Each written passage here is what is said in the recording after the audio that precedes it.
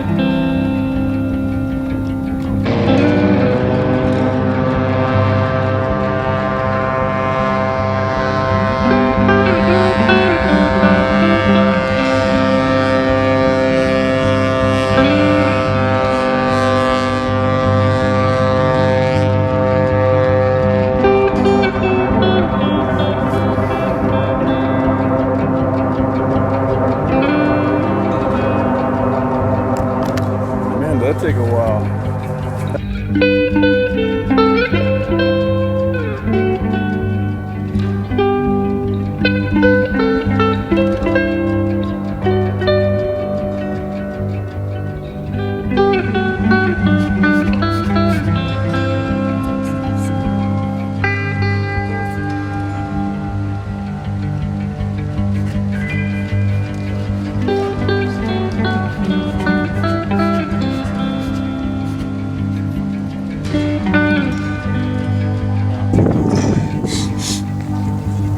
And this is how you come down.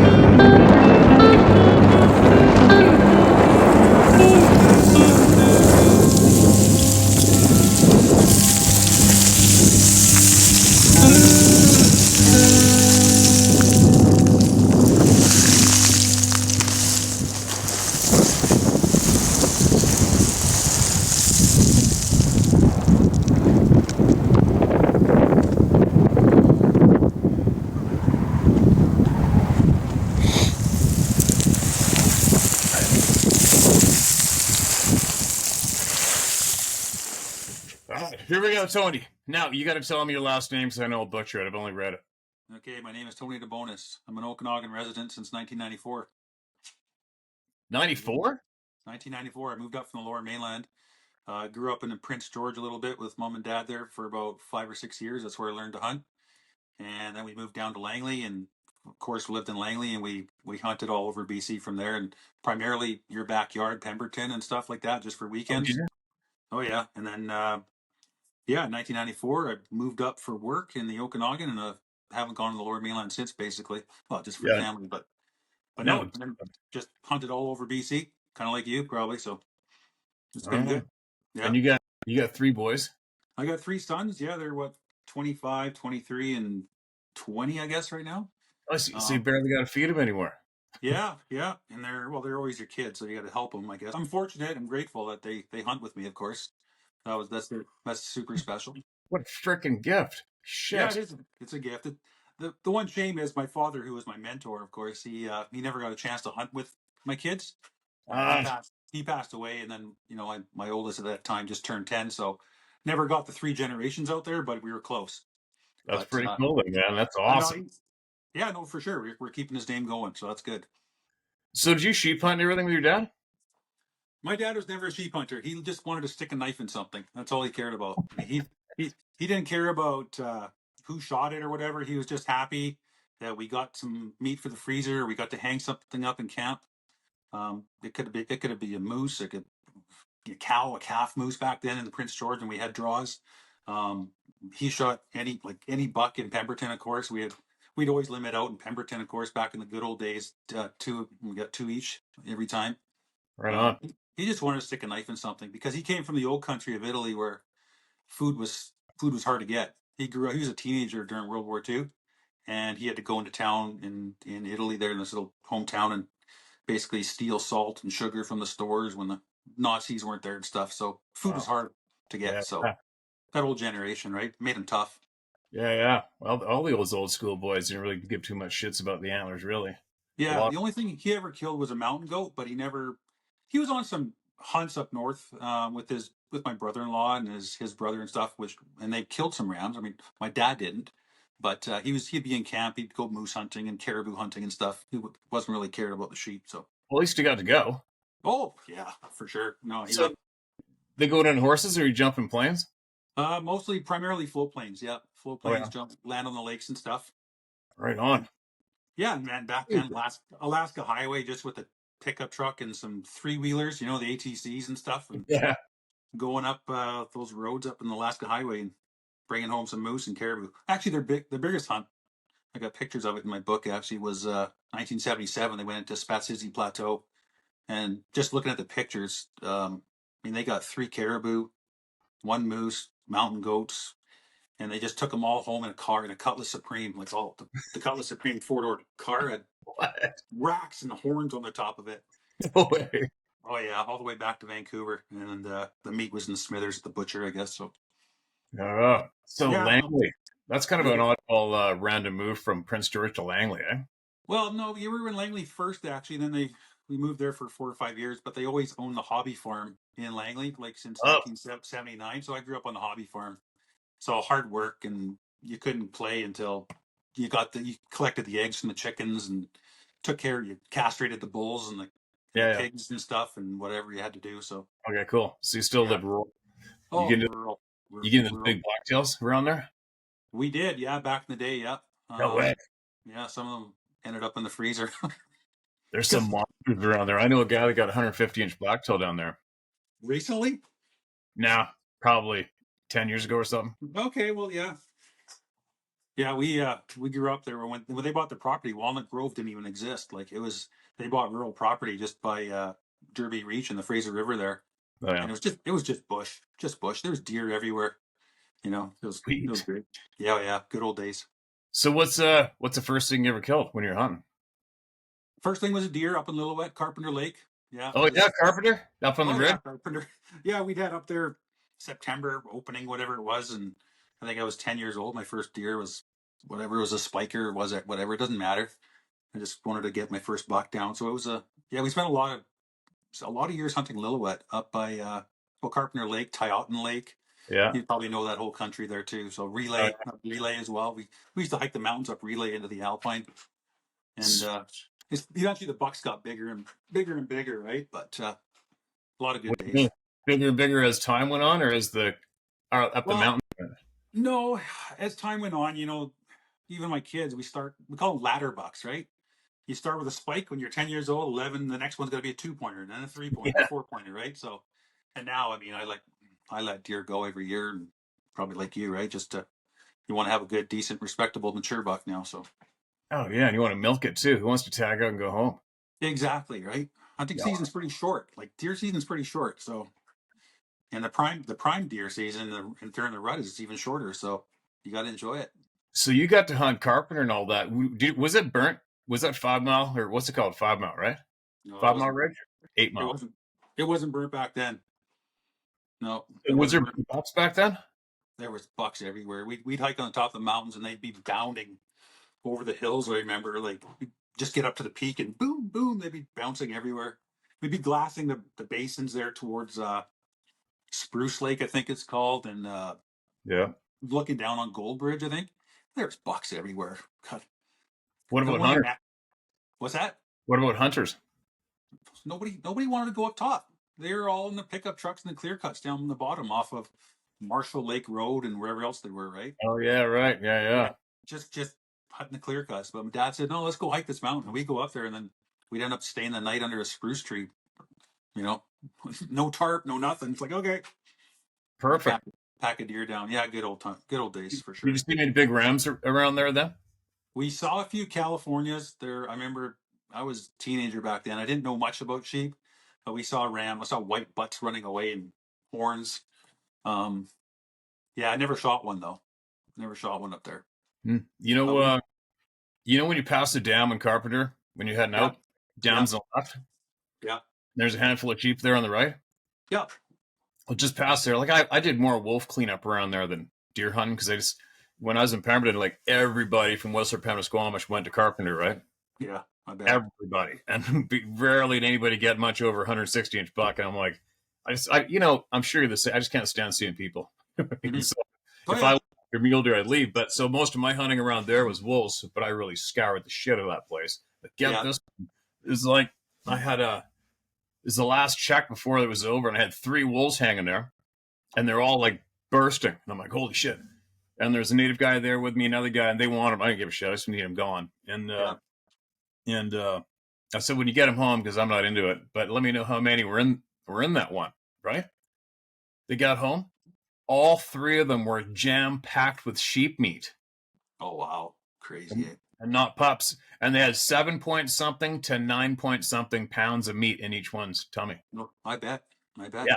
And they had one had show the picture of the full femur and the ball joint, chunk of bone that big in the ball joint in its tummy. Just swallowed the whole thing. My Yeah. gosh. And you know what? And I spent so many winters up there, and I never once, ever, not once, seen anybody go in there to count sheep or count moose or hunt or trap wolves. Nothing. No, I know. Nothing.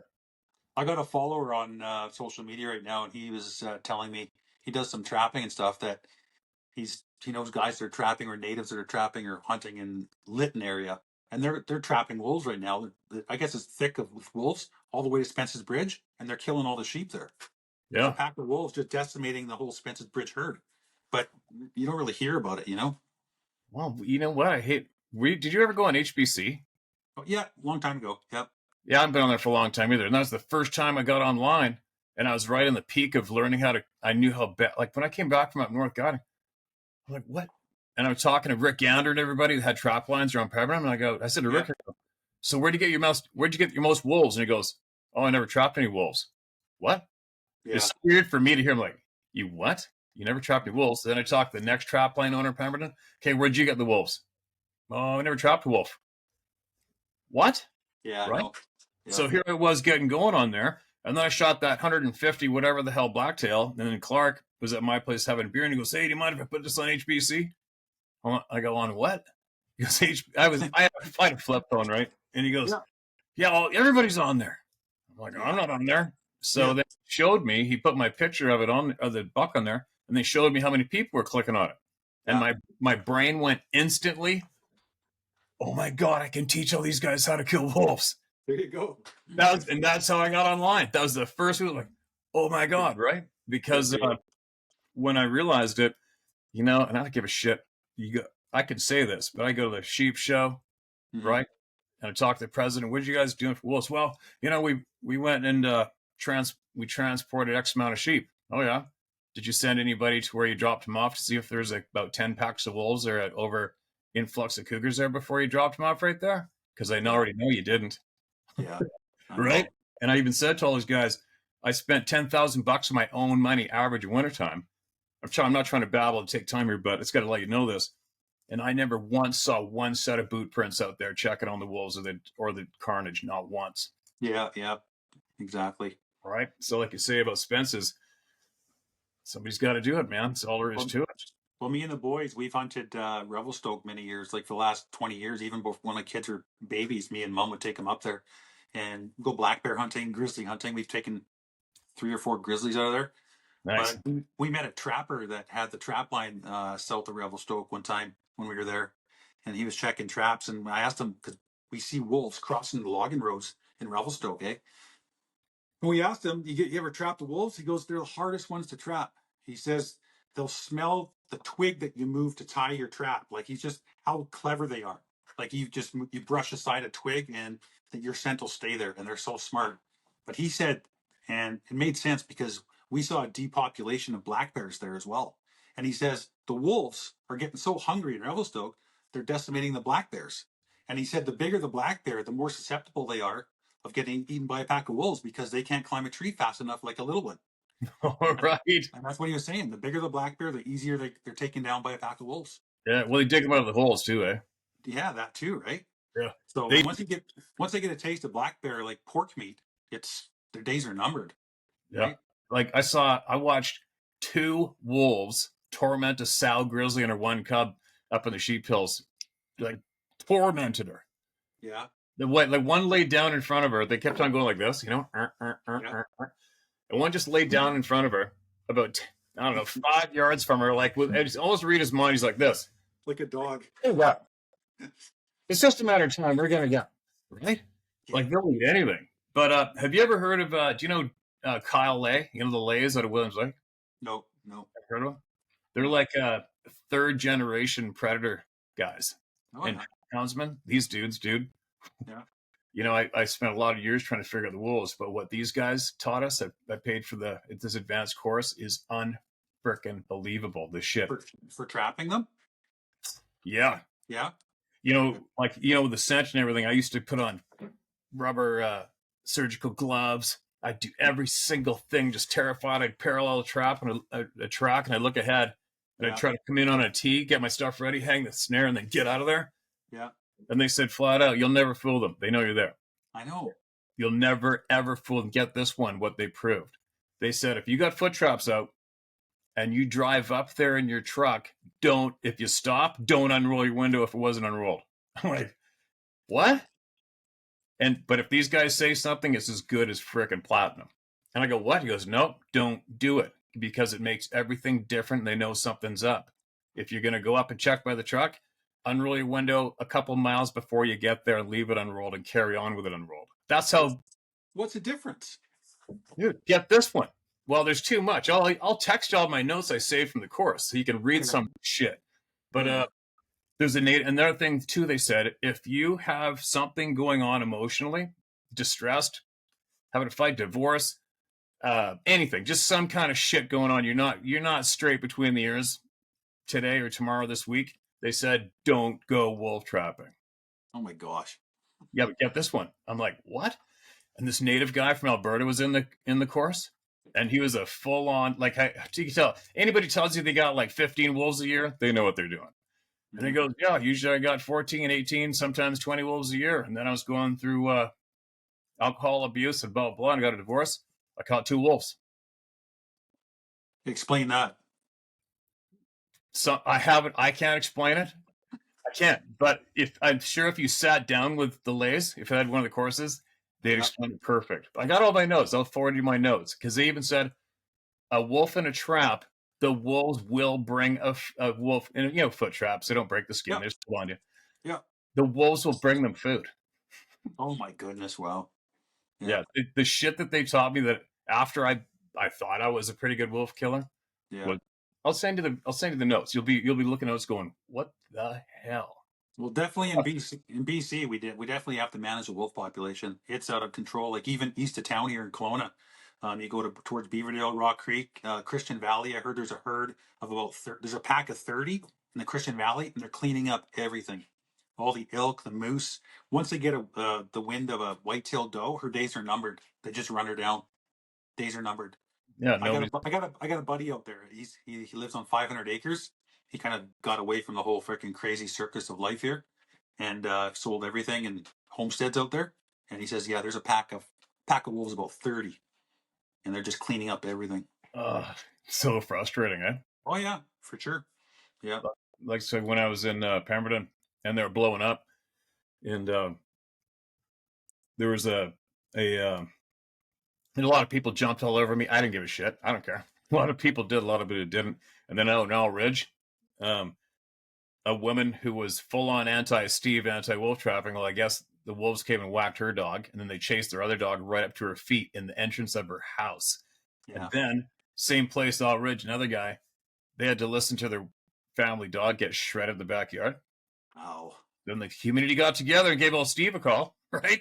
The bad guy. So then all of a sudden I'm their best friend. But get this one. So I went up there and I said to him, I went out back and I found the dog's head and it had a plastic collar on its neck and only had about 16 inches of vertebrae sticking out of its skull with its head. So I go back and I go, I found your dog. Where is it? I go, you probably don't want to go see it.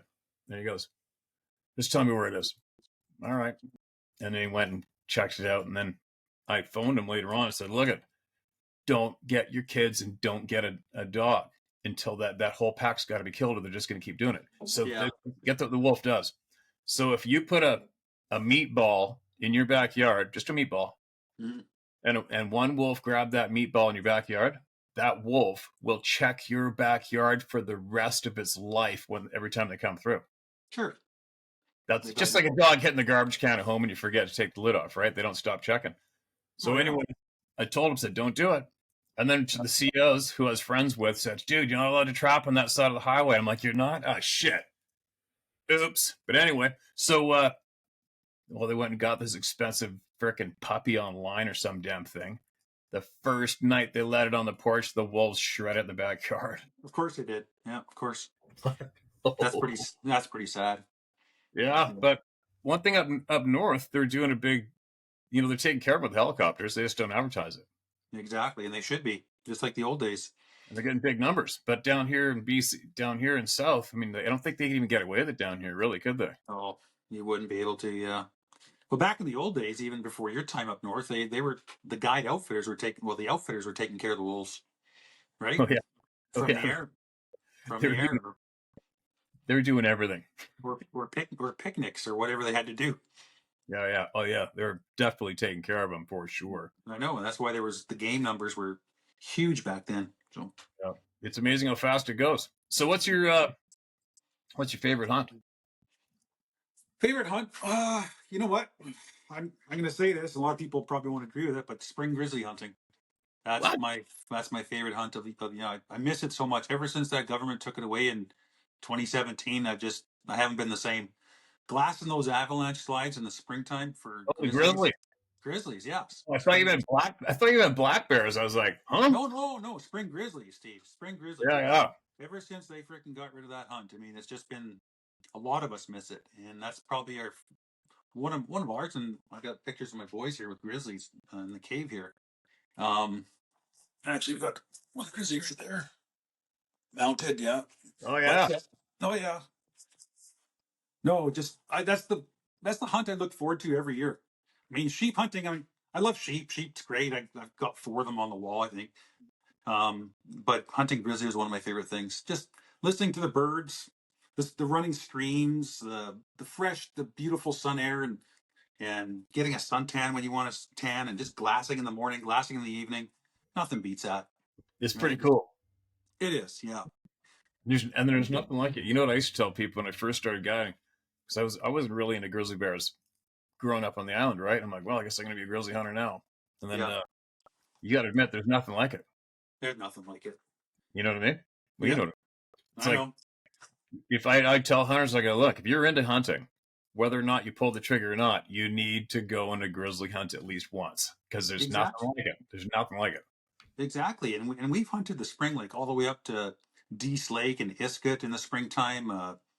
Telegraph and the Alaska Highway. Well, Alaska Highway is the fall, but the spring hunting in the Kootenays and then up Highway 6, we didn't get a grizzly bear every time. Like it was just getting out camping and being in the wilderness, right? Just seeing everything. Oh Just yeah. God's glory of mountains and snow and avalanche slides and crossing streams with not bare feet, but with your hiking boots with no socks on. Just love that stuff. Roll up your pants or cross the river in your undies and just go. You know, Where'd you see your biggest bear? Not the one you shot, but where did you see your? Not exactly, obviously, but yeah, where's biggest the biggest bears. bear you ever saw? Biggest bears I would have to say is a Tachoti in the Tachoti range. Yeah. It was actually on a sheep hunt. I think it was 2008 on the top, looking over, I think it was the Chiska drainage or Gatto or something like that. And, oh yeah, he was definitely an 8 foot boar or bigger. Of course it was August though, so he wasn't open at the time. So, but yeah, that's the biggest bear. I've It's- seen many up in the Northern Rockies where you worked a lot. yeah, There's beasts up there. There's beasts. yeah. And right now it's been closed for what? Almost God, 7 or 8 years now.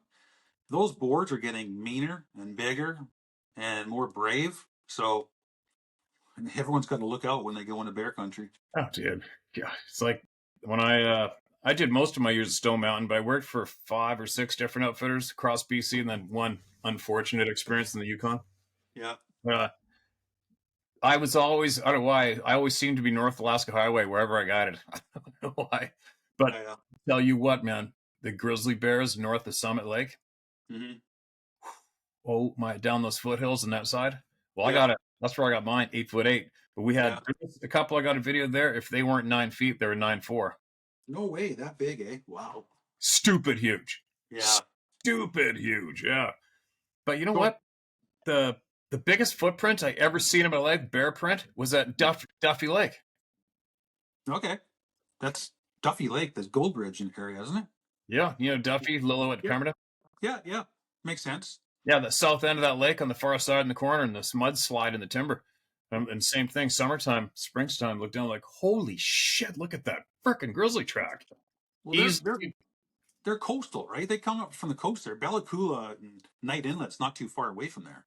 yeah, no, they have to be because some of the bears we've seen around Pemberton, and you know those Yeah. ones in Squamish, they totally look like coastals. Oh, they're coastal bears, yeah, for sure. Yeah, Up but up when we were hunting the Alpine up Relay Creek, we saw grizzlies too up top there. Luckily we never had to, get too close to them, but man, we seen them. And it's like you're thinking should expect black bears, but no, there were grizzlies. yeah, it sucks. You know, the same people that shut down grizzly bears are probably the same people today that put tampons in the boys' bathroom. 100%. Yeah, and the rainbow sidewalks. Guaranteed, right? Yeah. Right. Oh my god, huh? Yeah, so hopefully we get a change of government. They bring the hunt back one day because when they took it away, they even self-acknowledged it wasn't to do with science at all. It was what do they call it? It was no longer socially Socially acceptable. acceptable. That was their freaking term. I mean, it's just wrong. They should at least lie and say it's based on science. We did aerial views and we counted 20 Yeah, left in these ears on. yeah, But it's yeah, like no, it's no longer socially acceptable. yeah, yeah. Well, you Which know is wrong. where you know where Summit Lake is Yeah, on Alaska Highway, right? yeah. You Just know, that's before Muncho or north of it. before Toad River, Mhm. highest point Alaska Highway, the Rock Cut. Yeah, yeah, You know the Rock Cut. yeah, yeah, Then the Stone Range, those hills on the right, the mountains on the right, heading north. Stone yeah, Range is right there. yeah, So camp I was in was about crow flies straight northeast from those on the back slopes of those hills where I was in camp, right there, right. yeah. And the first year that the grizzly were closed, I counted 13 different grizzlies in 4 square miles, I bet. just right there. Yeah, crazy, eh? There's no fish there, No, right? There's a lot of food for them, a lot of game. So Yeah, very, very frustrating. Well, we'll see what happens. I don't know. You know what? I always thought, and I still think this: if you aren't a hunter or an angler, you shouldn't have a voice in what goes on with hunting and fishing. Period. that's a good point. Yeah, yeah, Period. it's true. Yeah, Right? you're letting all these bureaucrats freaking make decisions on a grizzly per se, and they've never even seen a grizzly live. Yeah, yeah. You know. So if you had your last, that was it. So if your last kick the cans, you're like, okay, Tony, you get to go on one more hunt. Anytime you're in the world, you're going to pick grizzly bear. Yeah, yeah, I want that to come back for sure. Yeah. And That's it's not about even harvesting one, Steve. It's just about just getting out there. I just love it, and just the adrenaline of it. And when you do see them, and you got to stalk them, you got to play the wind. And it's something that can actually it's adrenaline, but it's something that can take you out. You get the same adrenaline with mountain sheep, but they're not going to take you out.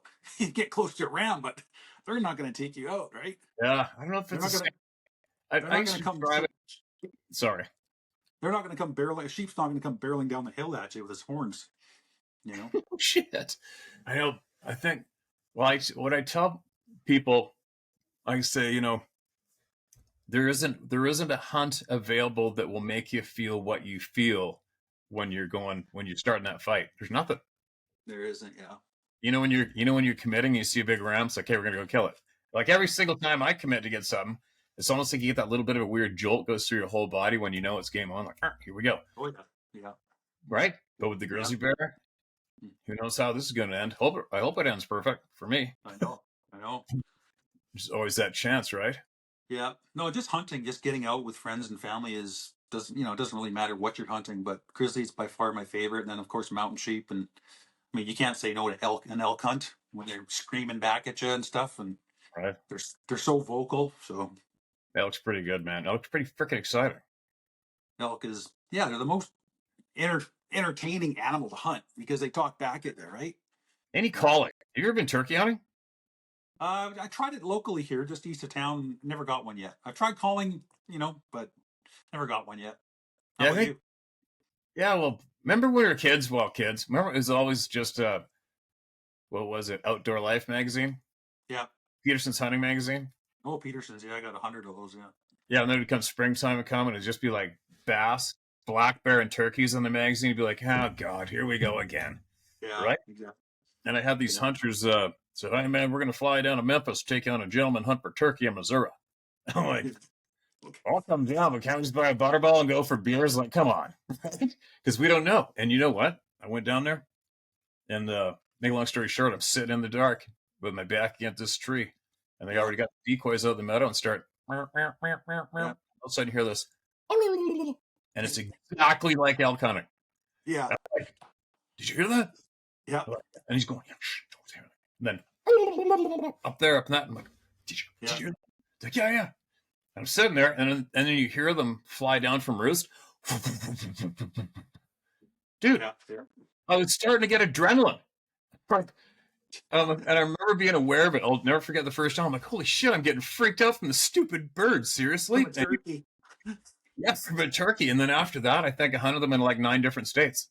Oh, cool. Yeah. You got to try it. You wouldn't. Yeah, no. An experienced hunter, and I guarantee you, we grew up kind of snickering at the turkey hunters, right? In BC. Yeah. But it's not. It's different than down here in the Kootenays. I think a lot of guys just drive around them. They just shoot them with a rifle. Probably, yeah. There's some guys in town here that actually call them in They go for it. Yeah, Rock Creek area and stuff. They do it. So I'm gonna try it this spring. May as well. Yeah. Man, well, when you go to the southern states where they've been hunted for generations, Yeah. it's something else. Yeah, something else. For sure. It looks like fun. Yeah. Hey, did you know Dave Brown died a No. little while ago? He was like, what's his name? Aria on. Oh yeah, HBC? Uri. Yeah, Uri. Yeah, he was on Hunt BC. Yeah, Wicked dude. he was. Yeah, I never met him, but I used to follow his stuff on HBC. Awesome dude. He's dead. Yeah, I heard he passed away. Yeah, that's right. 100% due to the enforced job. Yeah, I bet. Shitty deal, eh? But we'll talk about him in a minute. But I'm going to mention him a couple times, but while we're still on the hunting topic. Yeah. He had 200-inch freaking white. He lived in Kelowna. Yeah. He had 200 plus whitetails on his trail cameras. I know. I didn't know that. He did a really good job with his trail cameras. Yeah. I didn't know those deer were around you guys. There's some big ones. Oh yeah, I've got a few sheds here. I never killed a hog. I've caught 149-inch bucks and stuff, but nothing bigger. But there's some good ones there. You just got to be patient. A lot of guys pop their cherry on the first decent 4-point they get for the freezer, but there's still some good ones. Did you know they were that big around there? Oh yeah. No shit. Like I was telling you, me and my buddy Kevin, we hunt Beaverdale with our kids, and we saw one crossing Highway 33 a few years ago he had to go 165 or so. And of course, he jumped right across the highway into someone's cultivated field. He was in a no go zone. So. Of course. Yeah, but no, there's a few. Probably, I'd say one out of every 75 or 100 is a monster. Oh yeah. Not like the Peace River. Peace River, they're way more bigger bucks, right? But oh yeah. Yeah, that's where I've been ripping around the past few years by myself. Yeah.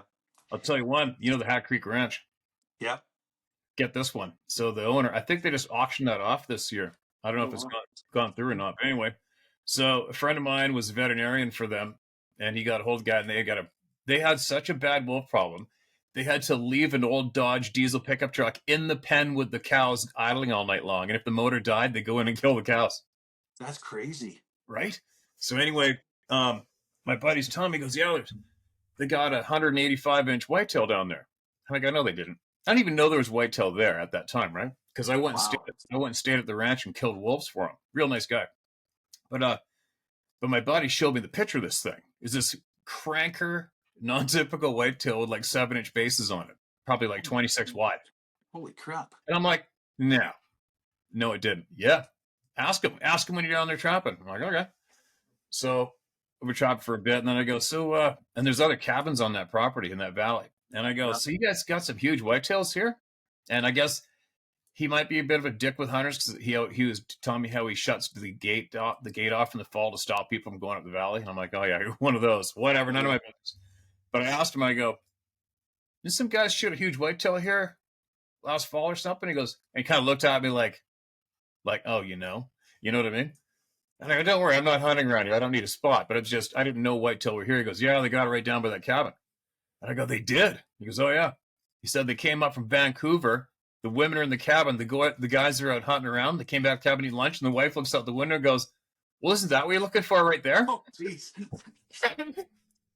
What? Wow. Yeah, they dumped it. 187-inch frickin' Alberta whitetail. That's amazing. That's amazing. Hat Creek Ranch. Yeah. And then you mentioned the wolves that are there. Those are the same wolves that freaking go down the Spence's Bridge. It's that one big range. 100%. Right? 100%. Yeah. Well, sadly, Pemberton, since I moved away, but Pemberton's blowing up right now with them. They are everywhere. Yeah, I bet, eh? People's yards. I went down there the other day to help a native kid, good friend of mine, get him more dialed in, and he didn't have the right gear. I'm like, oh, shit. And then, of course, time's running out, so I don't know what to do.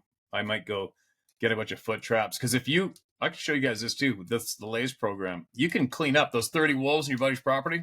Yeah. You kill all of them in the same set with hold on. You can kill all of them with the same 3 foot traps. Oh, really? Yeah, like bang, bang, bang, bang, bang. If you from that Lays wolf trapping course. Okay. Yeah. Bunch goes to it, but anyway. So you seen something weird in the woods before, or heard something happen? Yeah, I have. Yeah, you've had some experiences too, eh? Didn't ask for it. Yeah, neither did I. That's for sure. Do you know many people that have? What's that? Do you know many people that have? I know 2 others that have. Yeah. Really? Yeah, Were 2 others that have. What's that? Were they with you? No, they weren't. No, I just heard stories talking to them. But mine, I mean, honestly, my experience, and I'll share this with you. I got no problem with that. You're probably the 5th person to tell to know about it. The only other people that know about it are my 3 sons and my wife. Really? Yeah, yeah. So 1997, we lived in Oliver, BC, so South Okanagan. So yeah, so it was my wife was working at the local dealership there. She had to work Saturday, so Friday after work, I'm like, "Are you working tomorrow?" She's like, "Yeah, I got to work tomorrow, so I'm going to go hunting for the weekend then." So I had my brand new 1997 Dodge pickup truck, and I had like a 1985 camper on it or something. So I'm gonna headed up the hill, headed east of town out of Oliver, up towards a place called Mount Baldy, and yeah, so Mount Baldy area, and set up in a clear cut that I'd scoped out in the summertime. We'd quad around. I'm like, I want to come back here in the fall and go hunting. So I got there in the dark, drove into this landing at the end of a cut block, and the cut block was probably 4 kilometers long. Some cross ditches that I made through no problem. Set up in the dark at the end of the landing. Just jumped in the camper and went to bed. And I'm sleeping, and about 11 or 12 o'clock at night, I just hear snapping of branches. I'm like, boom, like, but there weren't just branches, Steve. They're like big, sound like big 8 to 12-inch trees. I'm like, what the heck's making that noise? I'm laying there in my sleeping bag. Like, what the heck is that? I'm like, okay, maybe there's some moose fighting or some elk are rutting and mowing down some stuff. Snap, snap, snap. And then all of a sudden, the blood curdling screaming is going on. I'm like, what the fuck is that noise? I'm laying in my sleeping bag and I get my flashlight. I turn it on because I'm fucking kind of scared. I'm like, what the hell is that sound? Blood curdling scream like somebody was getting disemboweled. I'm like, what the hell? And continued snapping. And then weird, like yelling or moaning, whatever. I can't even mimic it, right? I'm like, okay. And at the time, I didn't think of anything strange. I just thought, okay, this is kind of weird. Maybe it's moose or elk are fighting, or grizzly bear took down a moose or something. But these trees that were breaking, they were probably 150 yards away from a camper, and I could hear them like loud, boom, crack, boom, like a D6 was driving over a bunch of trees, right? Anyways, I put some earplugs in because I didn't want to hear any more stuff. I wanted to sleep, right? So I put my earplugs in. I freaking fall asleep, thankfully. Wake up in the morning, it's dark, everything's quiet. I go outside, take a piss, grab my rifle out of my cab of my truck, and like throw my backpack on, got my camera in there, and got my freaking water and some snacks. I start walking, just going deer hunting, right? I'm going to walk just before daylight down the cut block and see what I can see. I walked the whole 4 kilometers there to the main logging road, nothing. Like, which is strange because usually there's deer everywhere. Like, oh, the doe here, a spiker here, whatever. Nothing. I'm like, okay. I get to the logging road, take a water break, freaking start walking back, glassing the cut blocks or whatever. Nothing. I think it was about 11 o'clock, midday. It's getting hot out now because it's September, and I take my pack off and my shirt off because I'm hot and sweaty. So I jump in the camper, I make a soup and sandwich and a cold beer or something like that. And I'm sitting there, I'm just finished my sandwich and my drink, and I'm like, I gotta go see what that noise is all about. So I grabbed my rifle, left my backpack, my camera, and everything else in the truck, and I walked down the end of the landing, and it was about 150 to 200 yards to the next block of trees, right, where I heard the sounds coming from. So I walk down there. I'm just in my t-shirt with my 30-06, walking in the forest, and I start walking in the forest. And I'm walking in there, Steve, and there was trees that were, like I said, between 8 to 14 inches thick that were all snapped. But the weird thing is they were all stuck. They weren't like completely broken off. They're just brought down like this and like that. They're all crossed. A whole 2 acres or 3 acres of them. And I was like, what the fuck? And I was walking in the middle of this, like, okay, I'm stepping over them. And I'm like, what the hell did this? This can't be moose. And they were all bent over about 6 to 8 feet high in unison. Like if a moose was doing that, they'd be busted at the stumps, like at the ground, right? So about 6 to 8 feet up, they were all boom, like snapped and like this crisscrossed. And I got into the middle of this, like I call it an acreage. They were all down. They were like big birch or aspens, whatever they were, white bark and leaves on them. And I'm in the middle of this thing, and I'm like, this doesn't seem right. And I just got that weird feeling like I was being watched. And then I got this whiff of something that was just like freaking rotten. I'm like, what the hell is that? And then I look and I'm like, I'm in a trap. Like, it was a trap. I was like, I gotta get the fuck out of here. I started getting a cold sweat, and I get goosebumps just talking about it. I got him. But yeah, so I just fucking, I jacked a shell of my 30-06, safety off or safety on. I just started walking out. I had to step over all these stupid freaking trees that were crisscrossed like this. And I'm just walking out. As soon as I got to the opening and the clear cut, I never took a break. I just went right to the landing, up the landing. I remember slamming my tailgate and jumped in the truck, and I took off, and I've never been back since. And I'm thinking I didn't even go hunting. I went home. It was Saturday, like noon. I was going to stay all weekend, right? I was just so shooken up that I just had to get the hell out of there. So I get back home. I told my wife, the girlfriend at the time, about this, and like, okay, what was it? I'm like, I don't know, but it was just something was eerie. I felt like something was watching me. I had this bad stench, and the whole thing was every tree was snapped about 6 to 8 feet up, and it was just so weird. And like I said, never been back since. My only explanation of it, or like thinking about it here, fucking almost 30 years later now, is that it had to be something that was big and powerful that could leverage on a fulcrum, like its own thigh or torso, and snap these things down. That's the only explanation. There's no tracks of a D6 or a tractor in there or anything. There was no snow in September. Like, it's nothing. Yeah, it's just freaky as shit. So I've never been back since, and will I go again there? I'd probably not. I got no reason to. But I knew it was something weird. They whatever it was, either made a trap. That's what my conclusion was: a trap for me, or a trap for a poor, unsuspecting deer to go through, or an elk or moose, and it grabs it, like to slow it down, or it was a sign, a calling card to say, for me, I'm not supposed to be there. This is my territory. Get the F out of here. I'm trying to scare you away. It was one of those two scenarios. That's all the only thing I can come up with. Shitty, But eh? I know in my heart it was something like what we want to say, like a Sasquatch or something. You know what it was. So I tell you right in, you know what it was. Yeah. And I've never told many people because I may have tried over the years, but they just, oh yeah, sure, okay, Tony. Like, they don't believe you, right? It's like, whatever. I don't even talk about this topic. I just don't. I don't even bring it up. I don't No, even put it on my social media. no, Well, you yeah, saw what happened when all I did was put a footprint on there. I know. Oh yeah, And then the idiots come out, and I got a weakness for idiots, so I just don't talk about it. You can't talk about it. you can't talk. You can't talk about it. I know. No, you either know or you don't. Yeah, like I think even like you said, even if you had I don't know, a video of a carcass or whatever it was, people still wouldn't believe you. You got a video of one bleeding out today, it won't matter. It won't matter. It was all AI. They'll figure. Oh, it's AI. Won't matter. I So that's know. what I said. After the digging that I've been doing, it wasn't my plan to do this. It just kind of, Yeah. years back when I was trying to teach everybody wolf hunting, how to hunt and shit, and people just on me online once I started getting more popular, and were like, "Come on, man, you got any Bigfoot stories?" I'm like, fucking up. I need to bring that up like I need a hole in the head, right? And then finally, you just Yeah. got to respect my grandfather. I'm like, wait a minute. He Yeah. climbed a sheet metal tube full of bombs, and he died scared of all you for ridicule. Fuck Yeah. that.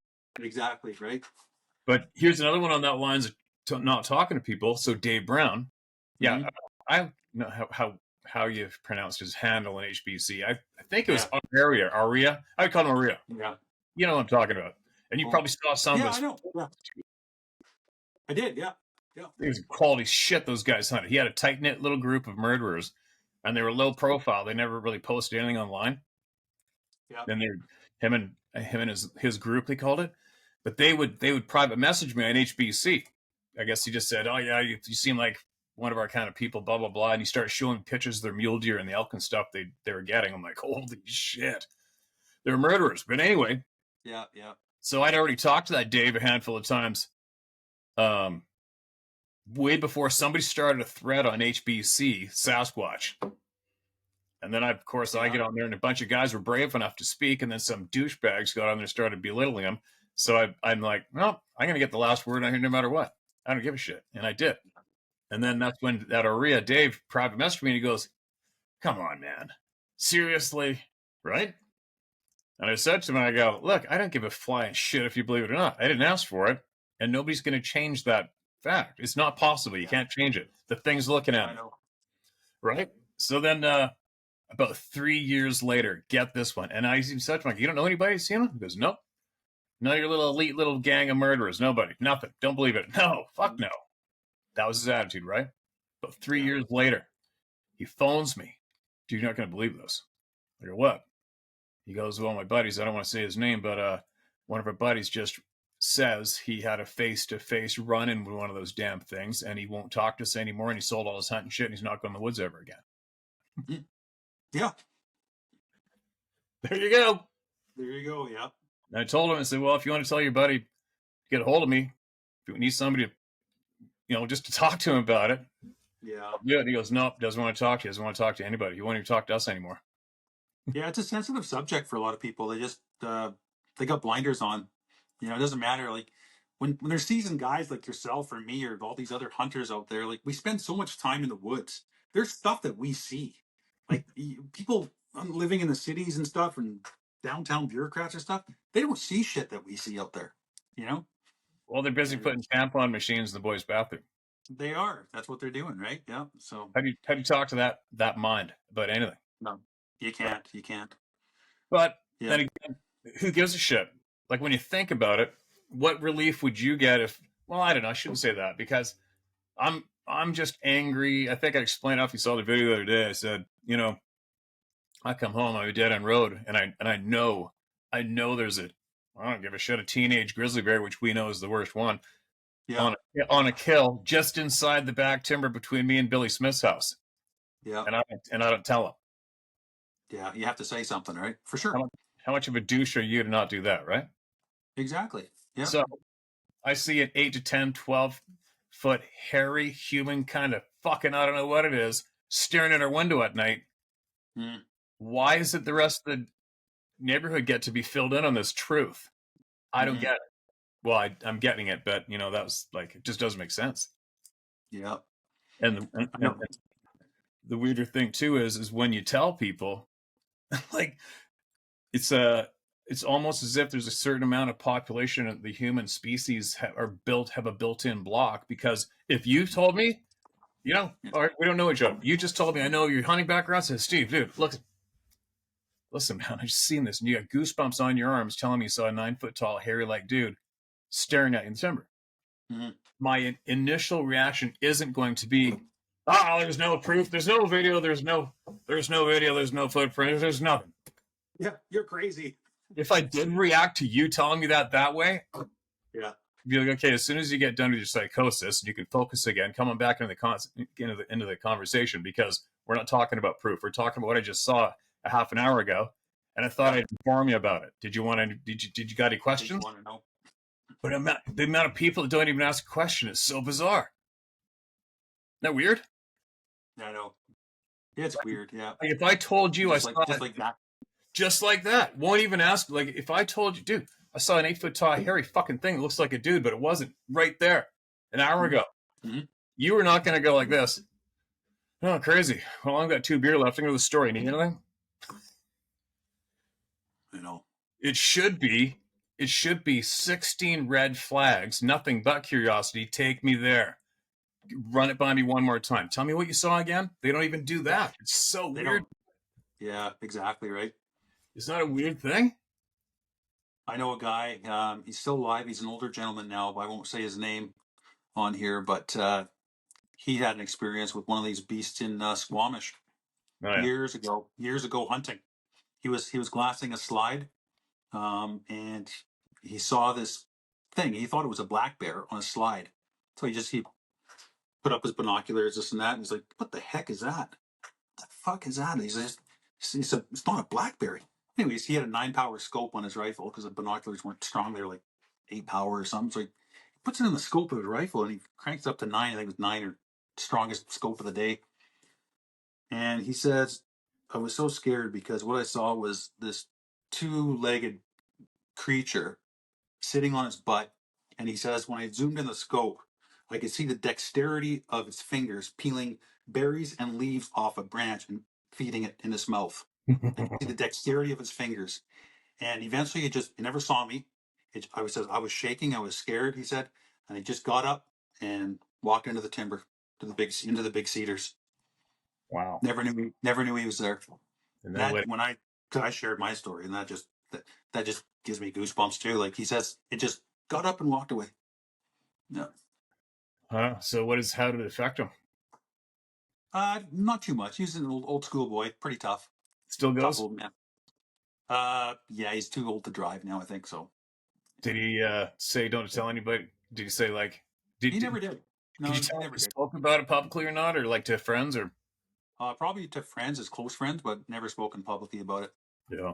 There's a lot going on in Squamish, Pemberton, big time, man. Holy shit. Well, I Cool. bet, yeah, for I know a sure. guy in Goldbridge saw one through his rifle scope in his slide. Yeah, see, same thing. Yeah. We get Yeah. this way. You must know Rick Gander then. Gander taxidermy. Yeah. Yeah. Yeah, Oh, I know Langley. of him. I know of him. I haven't used him for years. I used to go there when I lived on the coast. Yeah. Yeah. Solid dude, right? Rick's a solid dude. Yeah. And he was dad, Eric Gander, right? Eric? Yeah. Yeah. So I used to trap Rick's line in Pemberton. Okay. And then we'd always have the Pemberton Wildlife. We'd have a huge banquet, game dinner, and dance and shit, blah, blah, blah. And Rick would donate a day of sturgeon fishing on the Fraser, right? Oh, yeah. And then I'd never done that at the time. Like, I'm getting that. So me and a buddy, we got it, won the bid. But I've been friends with Rick anyway. We go down there, jump in his boat. We launched on the Fraser somewhere down there. I'm not familiar with it. Where's the Fraser cut the highways? I guess Mission, kind of. Mission Abbotsford. Is it a Yep. boat ramp there? Yeah, I think so, yeah. Yeah. And then we're out in the river, obviously in the ground zero upriver around there, right? And I said to Rick, I go, so you ever see a Sasquatch? You hear about him? And he just went like this, nope. Right? And I'm like, okay.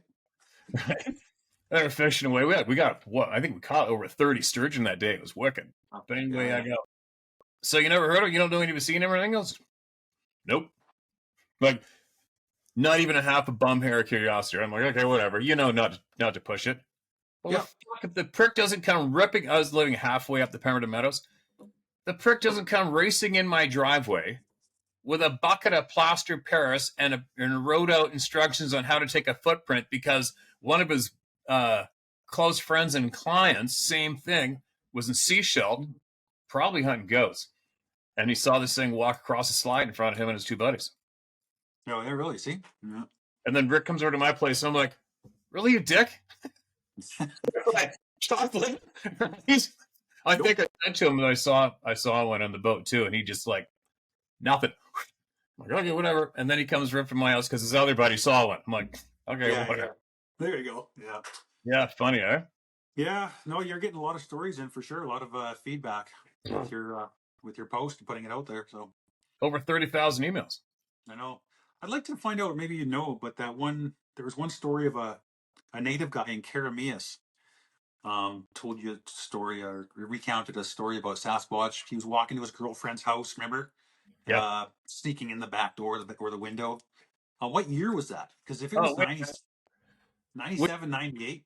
which guy was that? Which one was that when he's walking down a long paved road? No, he's lived on the native reserve, I believe, in Karamias or Olala or something like that. Oh, did he share Uh, photos? no photos, but you told us, or he told the story. You're reading his email, whatever it was, and it was about he sneaking to see his girlfriend at the time and going down the trail. That's when he met the beast a couple times, I think it was. But if correlation though wise, because it's only a stone's throw away from Mount Baldy. That's what I'm trying to Oh, say. So right. it could be if it's the same year, same period. Who knows? Same one. I don't know. But I could try to see if I could find it, but holy shit, it's hard, man. Holy yeah, shit. I see a lot of emails. Yeah. But it might have been the same guy because I had another native guy who stands out in my memory. And he was at Spencer's Bridge logging. Yeah. You know that access road across the river? No, no. We know Spencer's. You know where the Yeah. pub is? Oh, yeah. Okay. Yeah, I know. Yeah. Right? Straight Yeah. across the river from there. That access road that goes up on the hills there towards Yeah. Lytton.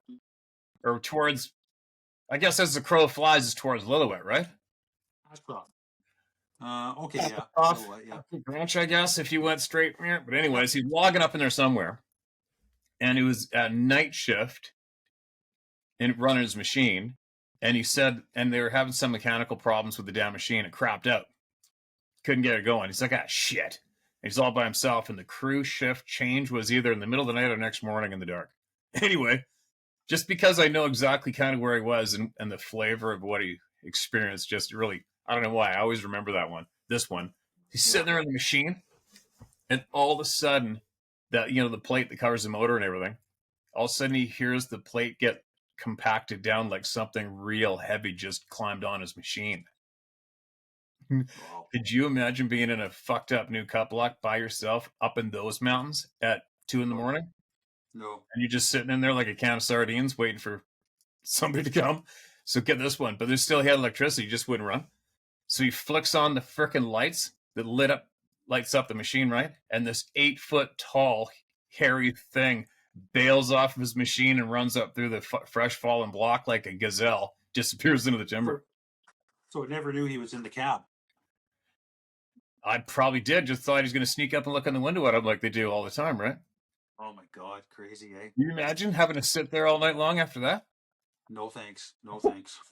Yeah, the same guy emailed me. He emailed me 3 different times. That same guy emailed me, but I don't think it's the same guy you're talking about because I think this episode was somewhere around Kamloops, and he was walking down a road to or Yeah. from girlfriends, and one was following him down the road.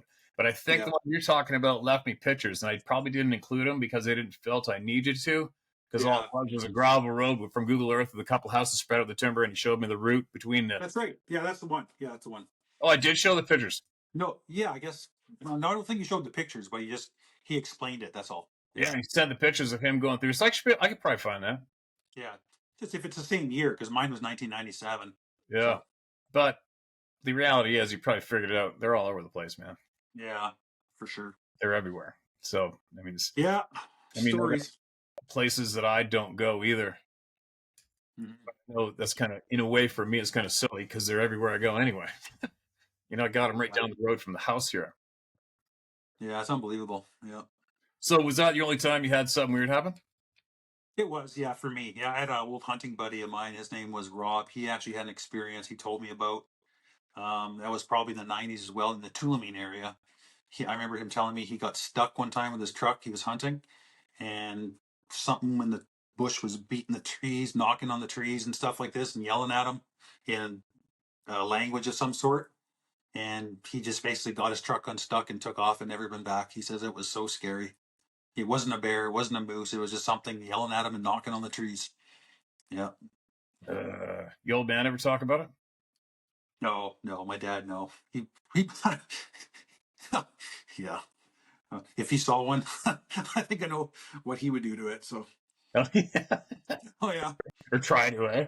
Oh yeah, dry. Yeah, for sure. God. Yeah. Well, Yeah.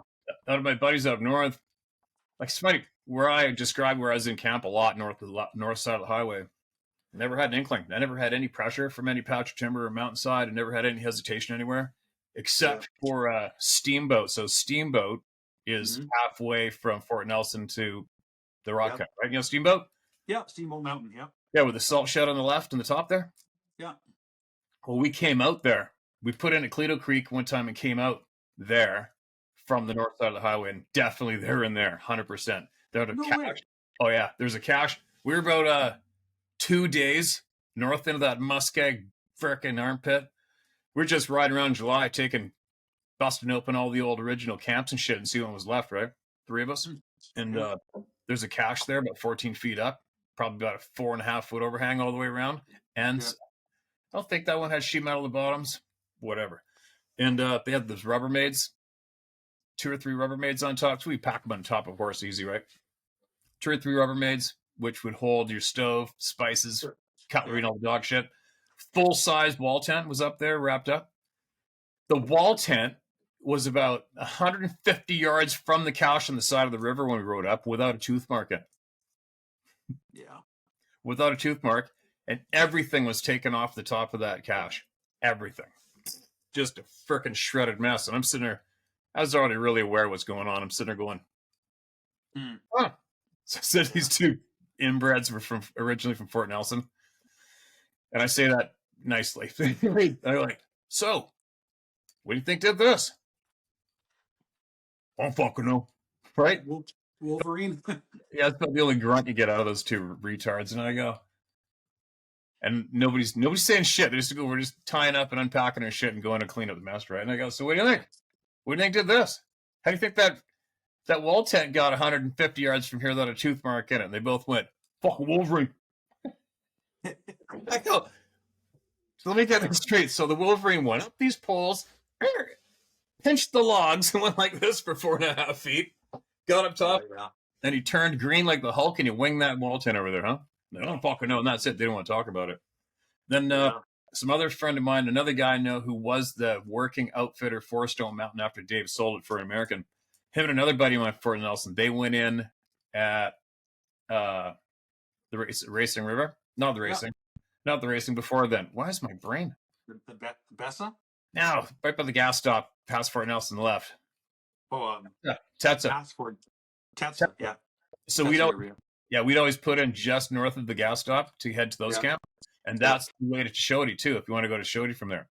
Yeah. So we got a camp out there called Cabin Creek, and it's right on the border of Larry Warren's or whoever owns it now. It's Shody River Outfitters, right?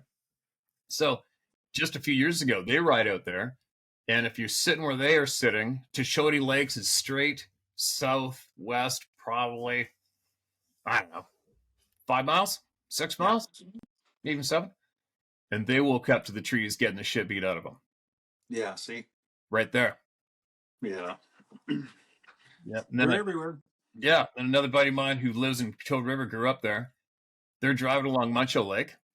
And he goes, yeah, well, actually, we're going to the hot springs again, Liard. And we're coming back in the dark. And I thought it was a moose that ran by us in front of the car. Just saw its legs, but the kneecaps are bending the wrong way. Yeah.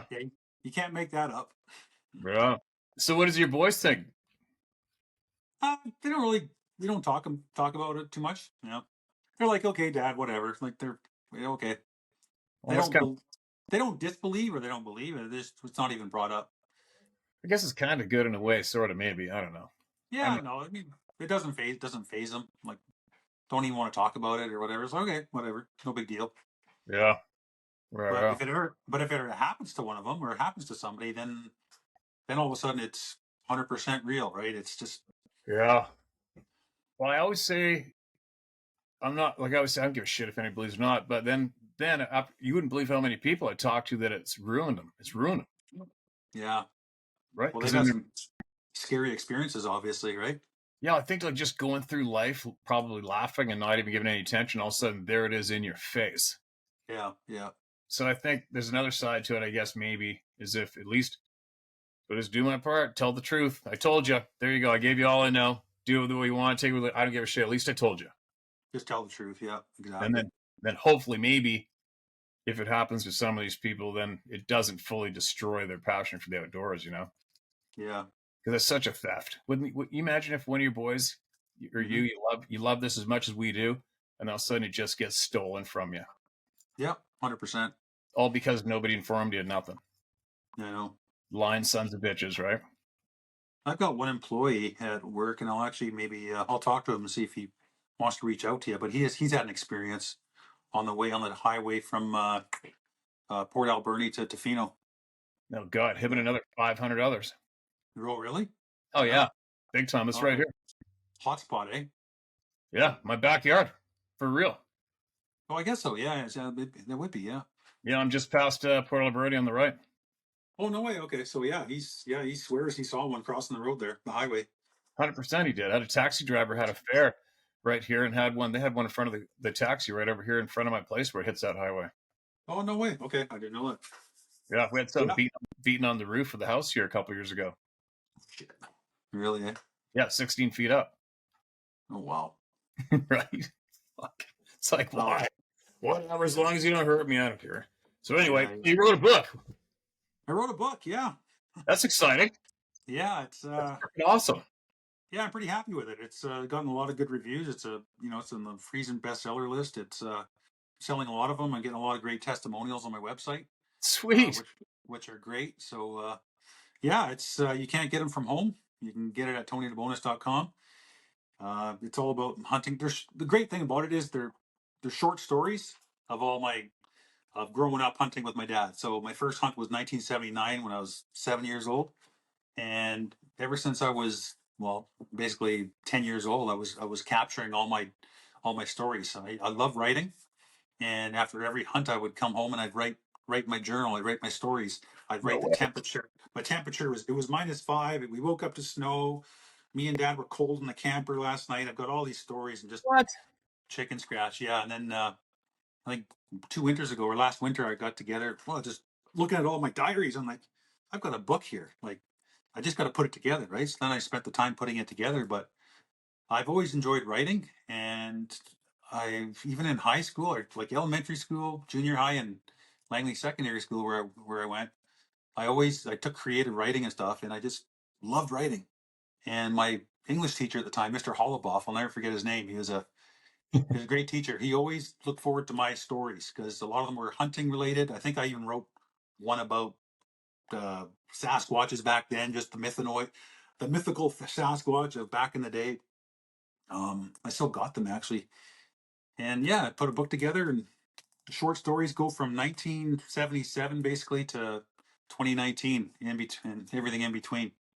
No So shit, you wrote your freaking stories when you were a kid. That's gold. yeah, yeah, no, I've got all the diaries, all journals still. Some people have said I should actually copy and paste those original ones in my next book if I do another book, right? Just to show that look at the little kid, like 8 year old or 10 year old writing or whatever. But we'll see, we'll see. But no, God, connections getting broken up. But lots of stories, that's for sure. Good stories. Hunting with my dad, hunting with my family and friends. Spent a lot of time in the bush with everybody, and that's all. well, I'm grateful for being able to get out there with my friends and family, and then raising my sons, and I mean that's special. Just getting out with them all the time now. But yeah, it's my happy place, Do the Steve. boys Just still hunt lots? yeah, they come out every year with me. Yeah, you bet. Yeah, I want to get one of my sons. He Oh, wants to get good. into sheep hunting this year. Um, Actually, he was on me when I got my Uh-oh. California ram in the Fraser, but hunting a ram on the Fraser is a lot different than going for stones. So we might be going for stones this Yeah, it is. summer. We'll see. But yeah, a lot of good Nice. stories. A lot of good stories of the early days. We flipped the beaver float plane one year in 2007 in your backyard, Nootka Island. Almost What? died. Yeah, Where? Nootka Island. Where at? Nootka No way. crawfish. Yeah, crawfish lake on Nootka Island, 2007. So that was one of the probably the main story of the book. It's called the Upside Down Beaver. Um, that was quite the story. My wife, she thought she was a widow because yeah, we had three little boys. If I was gone that year in 2007, my boys wouldn't know who their dad was right now. So Holy shit. yeah, we were lucky we What the hell? survived. How'd that happen? Well, it was typical West Coast weather. I mean, you're used to it. Rain, rain, rain. And so we got a beaver float plane. We had access to a beaver float plane. So we decided to fly from Langley to Nootka Island. Me and my nephew, we picked a lake there, and big bears, big island bears, right? Nootka Island. It's never hunted this and that. So we did some research back in the day of 2007, and we loaded up the beaver float plane for a week of supplies, and we stuffed in the back of the plane two Honda 70 4-stroke machines, just so once we get on the lake, we can access the logging roads there because you got to get Yep. around, right? So we flew there, unloaded, said goodbye to our pilot, and then we hunted for a week. I think I got a bear that was squared about 6'11" or 7 feet almost, and we had our scheduled time to leave. We were going to leave whatever day it was, May 6th or May 7th, whatever day it was. And then the rain came in, and just rain, rain, rain, typical. Yeah. And as you know, with bush flying, you can't fly in the rain, like when it's socked right in. And so we're waiting for the pilot to come in. We can actually hear him on the West Coast coming in. Like we'd hear the piston beaver, like, oh shit, is he going to go for it? You can hear him just right there, but it would be a sucker hole if he tried to come into the lake and land. So you just hear him take off again, like just going back home to Victoria or wherever he was going with the plane. So we had to spend a few extra days there. We were getting low on food because we were timed out. We only allowed for 5 or 7 days. I forget how long it was. And then all of a sudden, so we'd pack up camp and okay, today's the day he's gonna make it. And all of a sudden it just rained all day. And okay, we're setting up the tent again. We're gonna stay another night. And then it was May 7th. It was that was the day, the fateful day that we were ready for the plane. And all of a sudden it was like 5 or 6 o'clock at night. I guess we're staying in one more night. All of a sudden, here he comes like a hot rod right in because he just had a little opening of blue sky and he came right into Crawfish Lake, touched down, taxied up. We went and loaded the two dirt bikes and stuffed them into the back of the plane. And you know how what it's like loading a float plane. So we're lifting the two heavy machines. We were probably 200 pounds each into the back of the plane. All our gear, my black bear, and all that stuff. And my nephew asked him, and he goes, because we had amphibian floats. He goes, "Hey, do you want to pump the floats?" He goes, "Oh no, they should be good." I'm like, "Okay." And that was a golden rule because we did lots of flying over the years with other planes, and we'd always pump the floats. And no, pilot said, "No, they should be good." Okay, you're the pilot. So my nephew managed to make a phone call out with a shitty satellite phone of the day. It was a Global Star Iridium or something. He made a Shitty. call. Yeah, they were shit, just shit back Yeah. then. And he made a call out to dad, say, "Hey, we're just about to take off." He goes, "Okay, we'll see you in 2.5 hours, whatever." Okay. So we're taxiing out. So my nephew pushed out the float plane. He had his hip waders on. They jumped on the floats and jumped in the front seat. I'm in the back seat, putting the headsets on. He's getting his headset on, put your seatbelts on and stuff. We start taxiing out in the middle of the lake. And I'm noticing the floats like going underwater. And like, the waves are coming right over the floats. I'm like, that's not good. But before I could say anything, he turned the nose into the wind and hit the throttle. And Steve, as soon as he hit that throttle, we launched back. Like the nose came up real quick, but then half a second later, it was propeller under full power going into the water, like full power. And the sound of that propeller hitting the water was good. And Ooh. yeah, talk about like seeing water come over the windshield and through the fire. Then it was coming through the firewall. Like it's not waterproof. Water was coming through the firewall and the doors. We're upside down, and the Oh. cab was instantly upside down, instantly upside down. So when we're upside down, hanging there, and it's every man for themselves. It's just like they say on WestJet flights and whatever. It's like put your oxygen mask on before you help the person next to you, and it's true. You've got to save yourself first. So, and if you panic, you die. If you Yeah. panic, you die. So we're upside down, every man for himself. So my first thing is, okay, what do you got to do first? First thing is take off your headset. Okay. And then all of a sudden, the water's all of a sudden right up to me already. And took a breath, unclipped my seatbelt. Poof! Now I'm on the roof of the plane, the ceiling of the plane, in the water, underwater, bubbles. And okay, Shit. now you gotta find the door. And you've probably flown in the back seat of a Super Cub or a Beaver many times, but the door handle's back here. It's just so awkward on a Beaver, de Havilland Beaver. So I had to find. Luckily, I knew where the door handle was. Popped the door open. It wasn't underwater yet. Flew it open. Poked myself out and pulled my inflatable life vest. which we were always taught to wear, which is great because I've flown with a lot of bush pilots up north, and we take off from water onto water, and not once would they even offer you a life jacket, which is ridiculous. No, it's ridiculous. Just think about it. You're taking off from water and you're landing on water. You should have a life vest. So luckily, we always wore a self-inflating one. Poof! I come out to the surface, treading water. Stuff's coming out of my door of the plane. My nephew, he's out there floating. Pilot, no sign of the pilot yet. And I'm looking at my nephew Thomas. You okay? Yeah, yeah, yeah. And he's kind of struggling. He's got his thing inflated, but he's kind of struggling. Stuff coming out my door. I go back in to look for the pilot. I'm like, he still didn't come out. And all of a sudden, he came out my nephew's door, the passenger door, choking on aviation fuel and water, just choking. He lost his glasses. And he's like, "Oh my God, you okay?" I'm hanging onto the floats now, and you okay? And he goes, "Oh, I got all disoriented." He said, "I freaking couldn't get my seatbelt off. My door, the pressure was keeping the door closed." So he came out over the sticks out to the passenger door. He's lucky to be alive. Anyways, my nephew Steve, he was going under and coming up. I'm like, "What the hell's going on?" And he went under, and he was down there for the longest time, probably I don't know, 10 seconds, 15 seconds. I start swimming out towards him, and he came bursting up. He goes, "I had my fucking hip waders on." Oh Yeah, God. the hip waders had filled with water and taken him Yeah. down. So even though he had his self-inflating vest filled up, it was so he had to hold his breath, wiggle the waders off as he's going to the bottom of the lake. And So you yeah, got we him. lost. Oh, he came up. Then he Good was fine. God. Yeah, so we all kind of held onto the float. So the plane didn't sink. Fortunately, it sunk up to the floats, right? So we're hanging on the floats. I'm grabbing all the gear that's floating by the plane that we could, that I could grab. We're tying it up. I grabbed my backpack. I managed to grab my BlackBerry phone and my cell phone, my sap phone that was in the seat. They're totally wet. I stuffed in my backpack. Everything was waterlogged. My dad's Parker Hale 300 Magnum popped out with the big hard case and was floating. So I opened that up, threw it on my shoulder, threw the case in the lake. There's Lucky. still there's still a whole bunch of shit in the bottom of that lake that, of course, we couldn't recover. Binoculars or whatever the hell's in down there, fly rods, and then we jump onto the float. So we're sitting in the middle of the lake, just fucking freezing. Like, holy shit, we're alive. We're alive. What are we gonna do now? We're in the middle of the lake, and we're How like, far from shore?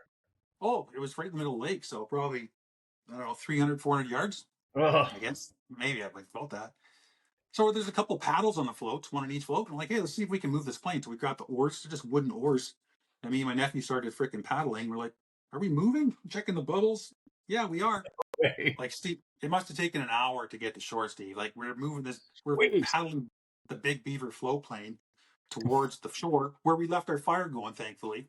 It's a big cedar forest and it Yeah. was on the beach. It was Soaking wet. fine.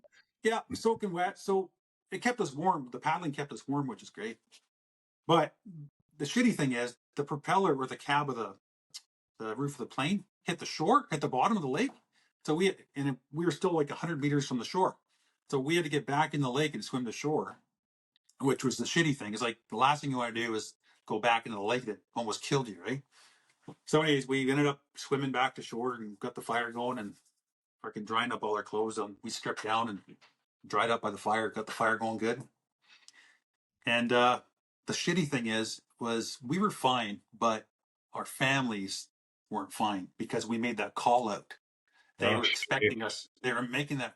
They were expecting us 2 hours later, right? that's not So, good.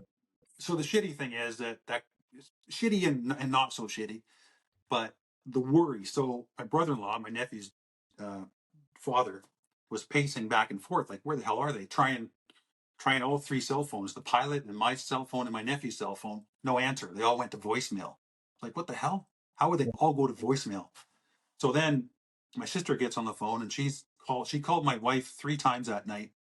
Have you heard from Tony? No, why? Or just no, not yet. Okay, let us know if let me know if you do. Click. An hour later, have you heard from Tony? No, not yet. Okay, well, I'm just wondering. So let me know if you hear from him. Finally, at like I think 11 o'clock at night, she called and says, Kim, have you heard from Tony? It's like, no. What's up? Well, I don't know how to say this, but they made a call out when they were taking off, and they haven't landed and Damn. we tried all their cell phones. We've tried air traffic control to see if they're anywhere that can find the plane, and they're nowhere to be found. And we checked the hotels to see if they got bad weather and this and that. And of course, then she was distraught. She thought she was a widow with 3 kids. No And doubt. yeah, so and that was the shitty thing is we're fine. We're cowboys. We're by the fire. We're joking around, blah blah blah, whatever. You know. And my nephew and I kind of made a bet. We're like, well, how long is it going to take for search and rescue to find us? And I think we both said, well, I picked like 9 a.m. and he's like, probably by noon the next day. Yeah. So, anyways, so we're sleeping by the fire, Steve, and I think we made 2 fires just to keep us warm because we had no jackets. Like we just had what we were wearing. We had nothing. So Shit. we're sleeping by the fire in the sand on the beach of Crawfish Lake, and then I think about 1 o'clock in the morning, we hear this whoop whoop whoop whoop whoop whoop whoop, and over the mountain on Crawfish Lake, a huge. It looked like a spaceship. All these lights shining up the cedar forest and the cut blocks, and then this big spotlight just went. The beaver float plane upside down in the middle of the lake is shone right on it. And then, No of course, shit. it's our rescuers. So we get out by the fire. We're like, hey, we're over here. We're over here. Meanwhile, they can see us on thermal imaging, like 3 bodies in a hot fire, right? On the thermal Yeah. cameras. So, Holy anyways, shit. Surreal. yeah, so it was a Comaran helicopter from Comox Air Force Base. Yep. They made just a huge, beautiful bird that came over the fucking night sky there to pluck us out of there. So the Comaran helicopter was actually too big for the beach. It tried to land there, but it was not enough shore because the trees were right there. So they had the youngest or the rookie search and rescue guy rappel down, and they always send the rookie first because he told us that I guess they get a static shock when they land. That sometimes they'll knock you out, so they always send the rookie first. I guess the whirring of the prop and grounding. So he ran up to us. Hey, any casualties or any injuries? And we're like, no. Did you bring coffee and donuts? Just joking around. Like, no, we're good. And right away, my nephew asked him, hey, can you get a word out to our families that we're okay? And the commander on the headset just said, affirmative, already done, whatever. So Wow. yeah, scary experience. Yeah, Holy shit. yeah. And then it was one of the most beautiful flights I've ever had in a helicopter that night because flying out of Crawfish Lake with that bird, because we had to hike the log road to jump in it. But when we got up and we flew right over Strathcona Provincial Park at night, it was beautiful in the moonlight and the mountains and some snow glaciers, whatever's up there. It was gorgeous. And then we had a first class meal because we were famished. We were out of food for 2 or 3 days, and the pilot actually says those guys look hungry. And of course, on the Comaran helicopter, we found out later they pick up deli food every day, and they gave us sandwiches for the flight. It was great. And once we got to the Air Force, once we got to the Air Force Base, we called our loved ones just to say we're okay, and that was good, so they can go to sleep. It was like probably 2:30 in the morning. Oh my god, Yeah, your poor wife. yeah, poor wife, yeah, for sure. And then I heard them. We're in the Comox, the hangar, or whatever you want to call it, and they're behind the desks. They're all talking. The commander goes, "What should we do with these guys?" And I'm like, "Excuse me." Well, what's going on? We're like, well, we don't know what to do with you guys because usually it's a recovery mission. You're either going to the morgue or the hospital, but you guys are fine. I said, can you just bring us to a hotel? So, Can I so borrow you?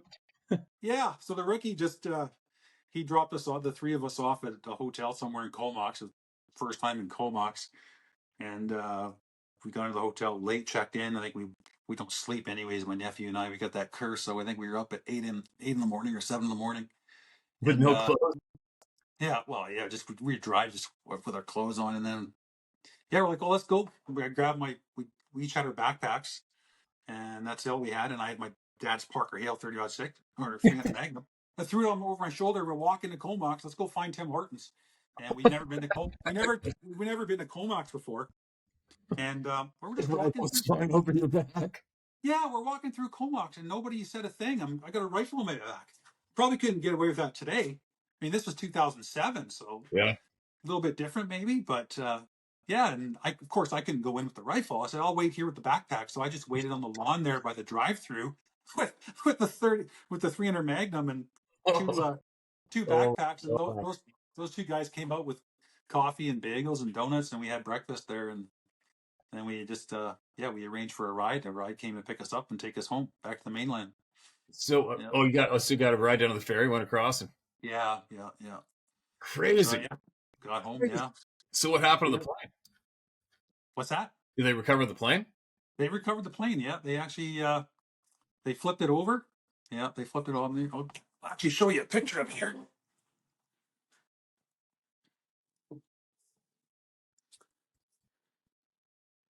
You can see that. What?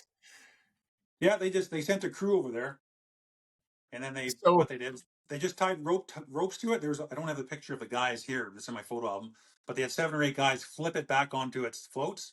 They yeah, pumped the floats. They took the spark plugs out, um, dried off the engine there, whatever they had to do, and then yeah. some lucky guy on the recovery team had to fly it back with no What? gauges, or fly it back with no gauges. Yeah. It's flashed up? Oh yeah. Just What about the took the water. propellers? Yeah, it was fine. Yeah, it wasn't bent, or yeah, it wasn't bent at all or whatever. So they got all the water out of it and put new gas in it. And the only thing he never had was he never had working gauges that were full of water. But yeah, Holy shit. yeah, that's Those the are pretty story complete, for. eh? Yeah, so that's the story. That's chapter 12 in my book. The Upside Down Beaver is called. That's The quite the one that story, man. yeah, that's the one that almost took my life. So Lucky wasn't on the landing. that's what I tell everybody too, because without water, what happened was, Steve, is you probably know this, is water got in the floats. Yeah, yeah. And just like an example here, just like a water bottle. So just look at that if you can see that. Oh, yeah. So as soon as you take off, all the water displaces and goes back. But as Yeah. soon as you have that momentum, it goes this way. What Down happens? you go. You're done. You're just boom. That's what happens. You're in a fulcrum like that, I and don't that's think what I've ever caused it. gone. I don't think I've ever gone on a float plane without the pilot pumping them out ever. Exactly right. So 9 times out of 10, it comes down to pilot error. Ah, poor bastard. Oh well, at least nobody died. Holy shit! Because Yeah. So that's yeah. everybody dies in float planes, or not float planes, but it's like the outfitting world. Oh I mean, yeah. I'm not scared of flying, but when I was up north, if I had a choice, no, I'll ride in. All right, because I know. you know, Yeah. in a world, it's only a matter of time, right? Oh, I know. Yeah, look at what happened to what is it, Clay or Cam Lancaster? I forget which brother it was, but one of the brothers passed away in a Super Cub a few years ago, right? Yeah, yeah, Yeah. lots, almost. Yeah, I remember one time out of Mayo in the Yukon, the pilot that flew us in a ding dongs outfit. He he went. He was flying somewhere. Had a whole bunch of lumber strapped in the plane. One of the straps broke. Shifted the load. No way. See ya. Yep. Yeah, that'll do it. Yeah. And another time at Stone Mountain, Dave, we were flying around or flying in a camp, just flew me in. He left and the motor freaking seized up. Oh yeah. Yeah, and he glided down loud on the Alaska Highway. Oh boy, that's pretty Because we were lucky. doing, yeah, 'cause sometimes we do flights like there's a couple strips on the way to Fort Nelson. We do flights straight up there and back Yeah. with the hunters instead of from the ranch, you know? And he was Yeah. lucky enough, man, because we're flying behind that Stone Mountain range all the way across Toad River to get to the ranch, right? If he's going that way, we would have been titsed. But That's what oh, happened to yep. that's what happened to the legend Gary Powell. You've probably heard of him. That's Yeah, Barry Tompkins' father-in-law. yeah, Yeah, he crashed. He lost engine power or whatever, or it stalled it, something like that. fuck, they all So do, man. and I know. Yeah, I heck, there's you an know where the old rock pilot. cut is? What's No, up? which what? You know the rock cut? That Yeah, song there? Well, yeah. just past the rock cut, you start going down is the first drain to the right. One day, enough to do. I went hiking up into that drain. I'm looking up in the slope. What the hell's that? Put a spot scope on it. Oh, it's a plane No right way. there. All Right there. mangled up in the rock slide. Wow, crazy. Yeah, I took the numbers off it too, but I guess it was already dealt with. I don't know, Oh, whatever. what's Yeah, it's already been done. But you never know, right? yeah, exactly right. God, yeah. Yeah, no, that's a story about the upside down beaver. So that's yeah, chapter 12 in the book. That's an attention-getting title. It is. Yeah, it wasn't planned that way, but it makes sense. It works. So, how long did it take you to write the book? It took me probably, I want to say 4 or 5 months to just massage it and edit it. Oh, Get nice. it all ready to go. Yeah, and I timed it for the launch for the for Christmas, right before Christmas. Yeah, It yeah. was ready before that, so just by about a month, I think the end of October it was ready. So it was a good stocking stuffer for a lot of hunters and sweethearts that bought their hubbies a book to read. So Right. So you get it. So the only place you can order is on your website. yeah, if you go to my website, tonydebonis.com, it's I mean you can Amazon, Chapters, Indigo. There you can it's available in over 50,000 stores. Oh, okay. So you're on Amazon too. Okay, Oh, good. it's on Amazon. Yeah, so most of the sales, the easiest way, honestly, is Amazon. Yeah, Yeah, that's where you my can get. Yeah, they actually stock them, and yeah, I think you get it in 2 days. I think. yeah. So is that where you got yours printed for your own copies? No, my own copies, freeze and press. Oh yeah, I'll have to talk about that later because I got another third book I got coming out here pretty quick. Yeah, yeah. No, I I'm was just pretty happy with freeze and press. They did a good job. They helped me through the process. So oh good. All right, yeah, well I'll put a link to that in the video descriptions. I'm gonna throw this video out on 3 of my YouTube channels. yeah, that'd be wonderful. Yeah, for Yeah, sure. and then I'll make a short here and throw it down on Instagram too. Yeah, I appreciate that, Steve. Yeah, that'd be great. Get it up there. It'd be interesting. Yeah, that's pretty exciting. You obviously we could talk for about 6 years, right? What's that? So we can obviously talk for about 6 years, right? Oh, we could for sure. Yeah, I think we yeah. know how long we've been sitting here. I've shunned Oh, we got, about. no, we got Huh? stories. So when you're on the same page and the same level, you can talk forever, right? Oh yeah. How much? I don't even know how long we've been sitting here. I don't know. Probably Ah, an yeah, hour and a half. hour and a half. It's not bad. Yeah, it's not bad. As long as it's not past. Yeah, Yeah. I screwed up yesterday. I'll admit it. I went fishing, forgot to let the chickens out, and forgot to feed the horses. Did you really? Oh shit. I'm like, oops. Oh, well, been all by myself here, getting picked on by all these damn animals and shit, and I'm tired of it. Shit, it was the first time ever in my life, too, right? I'm like, I get home. How come there's no chickens? Oh shit, I didn't let them out for it. So what do they do with the eggs? Do they actually go and eat the eggs when you do that? Oh no, they got their food in there. So they won't even bother with the eggs then? No? Chickens? No, I thought sometimes like because we used to raise them on a hobby farm, sometimes if you didn't let them out, they just cannibalize the eggs. At least ours did. Oh, we got a big feeder in there with them. Oh yeah? Okay. Makes sense. Yeah, they're eating in there. And then with all the nasty ones, we'll throw the eggs in the ground out there and lead them. But we haven't had any of them hammer on the eggs in the nest yet. Okay, that's good to know. Yeah, Yeah, they're good. fine. They had water in there too. It's just I Yeah. think that water. I didn't really look at the water inside. I already felt bad enough as it was. And of course, the horses. You can read the looks in their faces right there. Like as I'm driving to the drive, and they're both standing there with the fence like this. Yeah, Oh. mother. Well, What? horses, as you know, they're like big dogs, right? They're just big dogs. They're fine. They're all right. Shit, it's Yeah. fasting's supposed to be good for you anyway, right? Yeah, exactly, right? Yeah. But No, it's anyway, all good. yeah. So you guys ever go fishing early? I don't. I used to go do a lot of fishing, but not anymore. Yeah, I don't know. I No. don't have the patience. I don't have the patience for it. Like you probably go to hot spots where you're getting bites of steelhead and stuff. But if I don't get a nibble on a lake in, gosh, 20 minutes or 15 minutes, I'm done. Yeah, That's yeah. it. I got friends. Yeah, yeah. No, I mean, well, I was thinking if you guys want, I don't know if you're into it or not, but if you guys are into it, you guys grab your sons and come jump in the boat summer. Oh yeah. Yeah, And go for what? What do you fish for? load up and Salmon? salmon off it. Oh yeah, nice. If you want, let's chuck some Yeah. gas, Okay. take you out, and then we can tell. I can tell you all the nasty stories. Oh, I bet. Yeah. Okay. Sounds good. Yeah. It'll be pretty Oh, entertaining day for sure. Because it's so those where stories. Go ahead. so where's home for you then? Port Alberni or no? Yeah, we're just outside Pearl Burning now, but I've always had a guide boat in Banfield, Oh, okay. Okay. and it's all You're not. paved all the way out there now too. Oh, okay. Okay. It's covered. You're, Yeah. you're an island. You're an island boy. Good. Ugh, God. Yeah. It's not My son took a Roosevelt out there a couple years ago in what's that town in the north part? north. Just north of what's that? Holberg? Port, No, Port, Port, just north of Gold River on the right on the east side. The town. Tassus? Ta- Tassus. I don't know. There's like a general store. I forget the name now. Probably Tassus. Yeah, probably. Yeah. But he took a 6x5 Rosie last year, 2 years ago. Oh, lucky bastard. Yeah, it's hard to get that draw, but it was the only bull that we saw. So like, okay, wasn't a monster, but let's just take it because at least we got one. So Oh man, I've been trying for that draw all my life. It's like I'm not gonna. yeah, If I hit like 80 years old, I'm just gonna go shoot one. Put yeah, me in care. Let me have the mount in my cell though. Yeah. A buddy of mine got him and his dad both got the draws for seashell last October in the bow zone, and they both got a 6.0 on some Yeah, there's a private whole land. pile of them running around there. Yeah, so they got permission from someone's private land, and he said it was hard, but they did it. They're pretty Nice. spooky. Yeah. They were spooky, and he always set up in the blind, like in the wrong spot. Like you have to be in bow range, right? So A blind? Oh yeah, no yeah, shit. they were hunting out of a blind. So Yeah. There's a lot of them there. They piss off the locals more than they don't now. It's at that stage. there is a.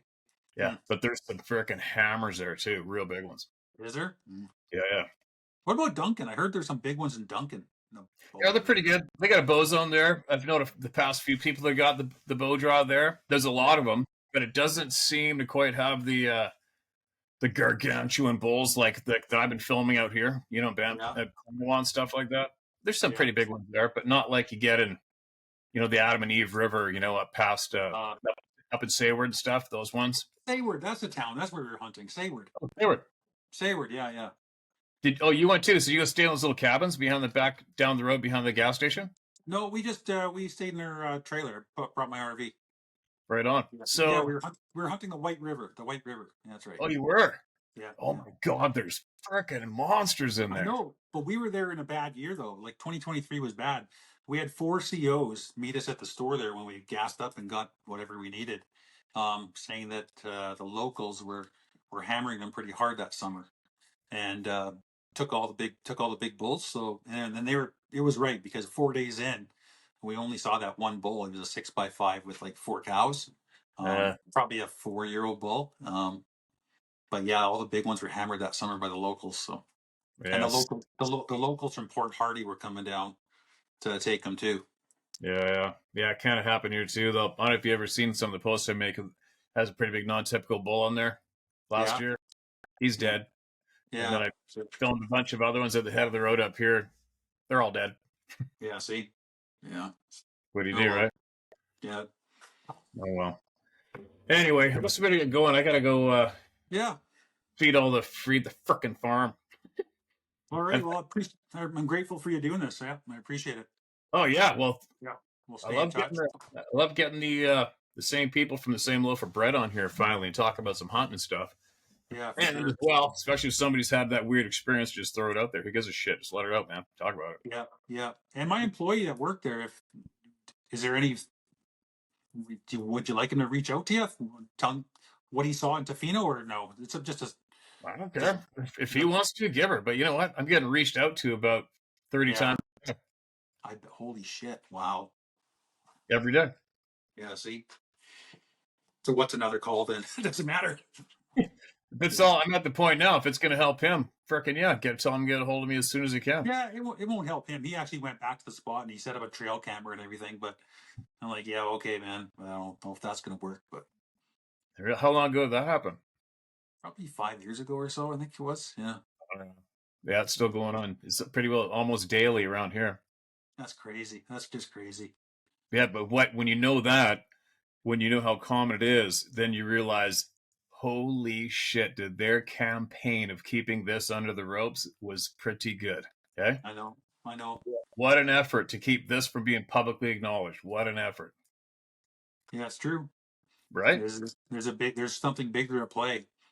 Huge. Yeah. I think I pretty well got it figured out for myself, but I never dictate shit to anybody. I let everybody figure it out for themselves, Yeah. But there's the facts, right? Yeah, exactly. If this went mainstream acknowledgement, every single thing unravels. If it has anything to do with control, manipulation, power, everything unravels like that. Good point. Yeah, you're right. So it'll never happen, but who gives a shit? The people who want us, they can pound it, man. As long as the people talk to each other, so all we got is each other anyway. Exactly. Yep.